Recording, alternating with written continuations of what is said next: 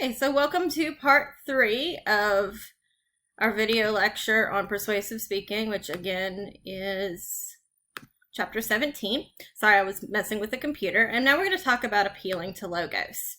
So logos comes from the Greek word meaning reason or plan, which you can think logic. It's sometimes translated as logic. It's not an accurate translation, but it works well enough. Logos appeals to the audience's sense of reason or thought. Things that appeal to logos are things like data and statistics, the use of reputable sources. So the data in those reputable sources is logos. The inclusion of the reputable sources is ethos. Scientific studies, the actual organization of your argument, and the reasoning that you use are all things that appeal to logos. So basically anything that makes your reader think logically about your topic is logo. Now, before we go any further, I'm going to talk a little bit about a minor rant that I have with this book. So, appeals to logos in the Toulmin model of argumentation. So, pretty much everything under the heading logos here in the book is based on, it's kind of a simplification or modification of the Toulmin model.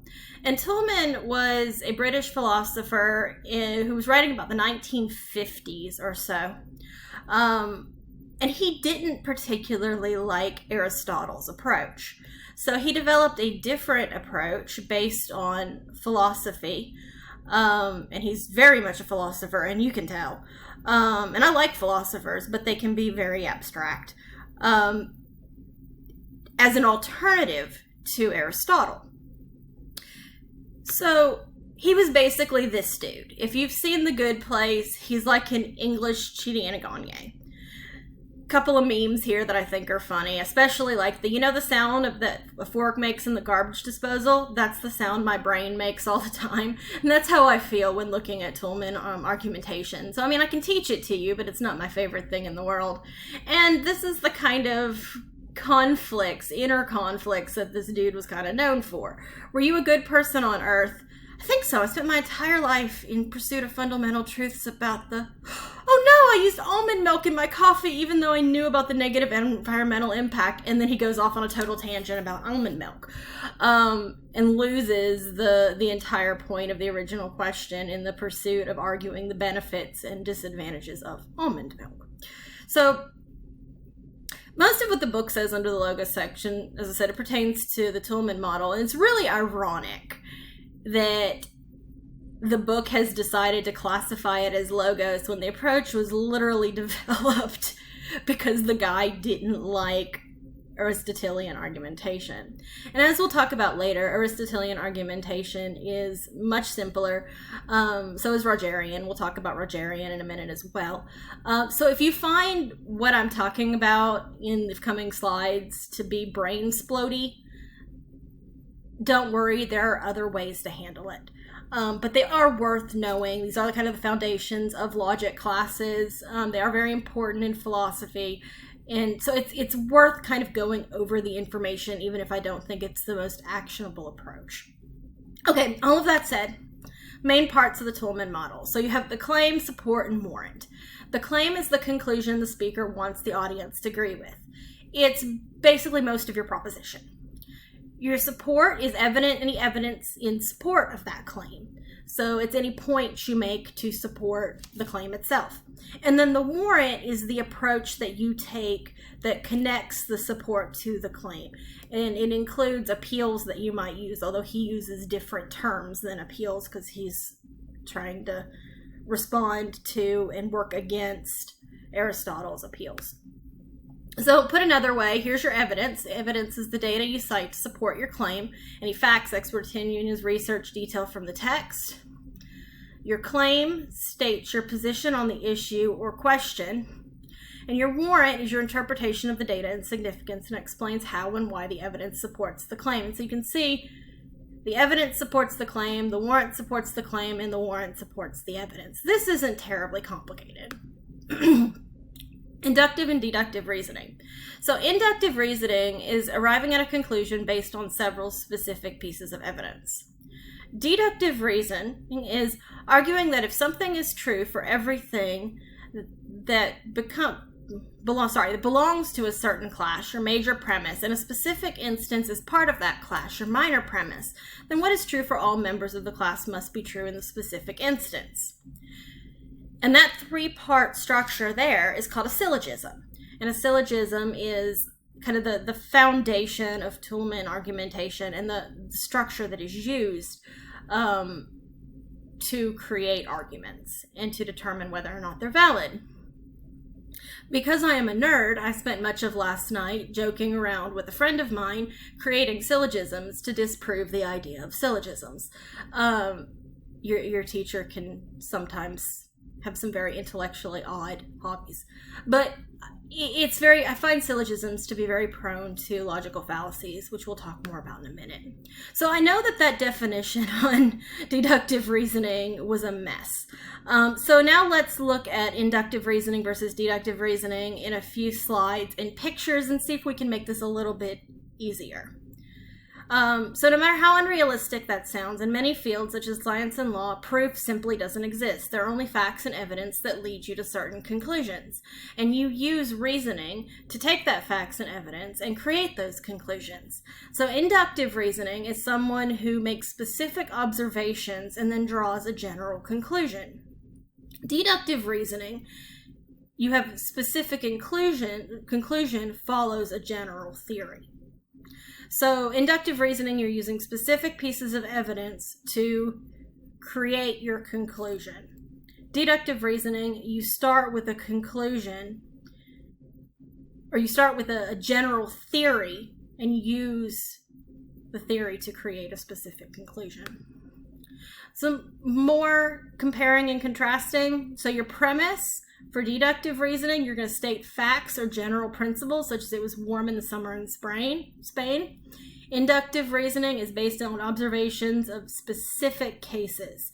All crows that Newt and his wife have seen are black.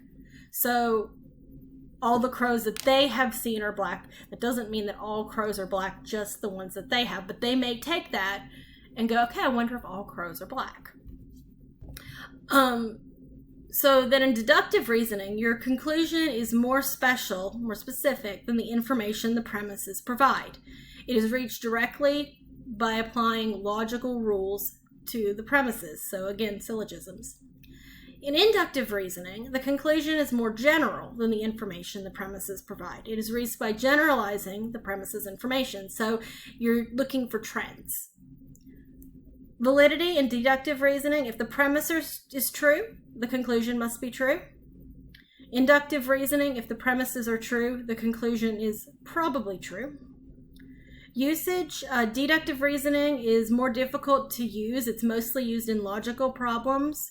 One only needs facts, which are definitely true. And inductive reasoning is used more often in everyday life because it's faster and easier.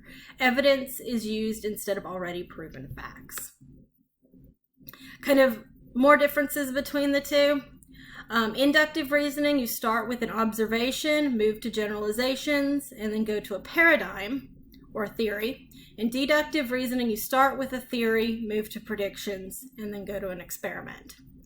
Similar thing here, deductive, you start with information, pattern, tentative hypothesis, theory. In inductive, you start with a theory and confirm the theory.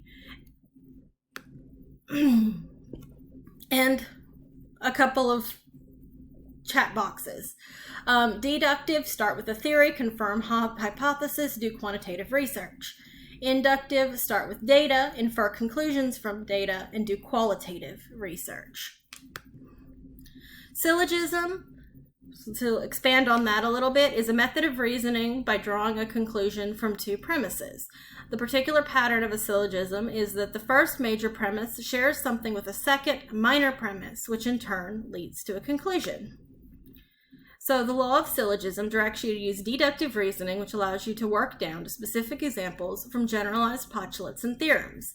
So statement 1, if P then Q. Statement 2, if Q then R. Statement 3, if P then R. And that's very mathematical. It's very logic and math. And so for some people that might work better than the kind of abstract, well, not really abstract, but loosey-goosey kind of way that we do in English, where, you know, in math, there's a right way to do things, there's right and wrong answers typically. In English, anything is true if you can prove it. It's very subjective. If I said the sky was red and I had proof of that, I could prove it, and it would be valid in an English class.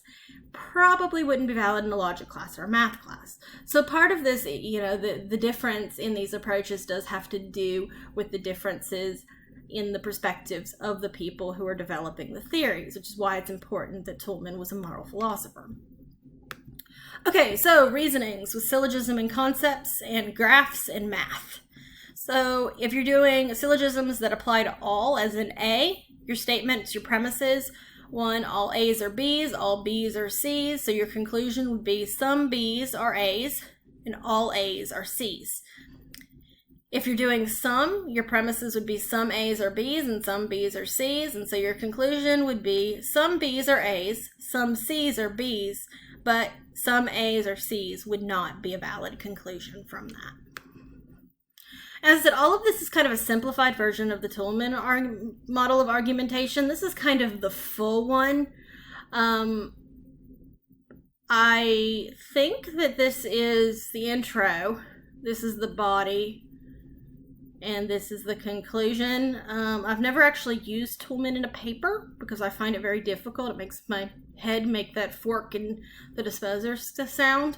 And I do know that this is hard to read. I'm not really wanting you to have the full thing on it, but you're welcome to Google it if this is interesting for you.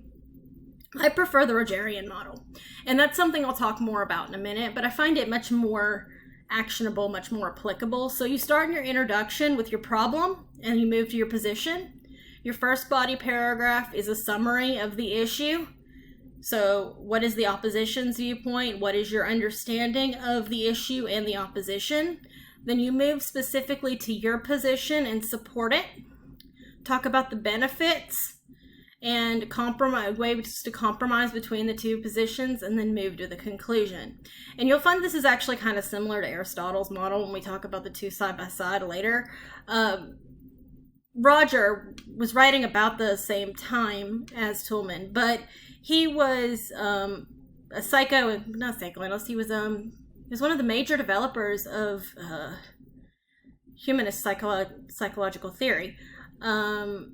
And he was very much interested in how we communicate with other people. So he wasn't interested in morals and philosophy. He was interested in communication and helpful thought process and finding common ground. And so you can see that in the difference in his model. Okay, so we will stop here for this one before we start talking about different types of logical arguments. The types of logical arguments will still be kind of Toulmin based, and we'll come back to those.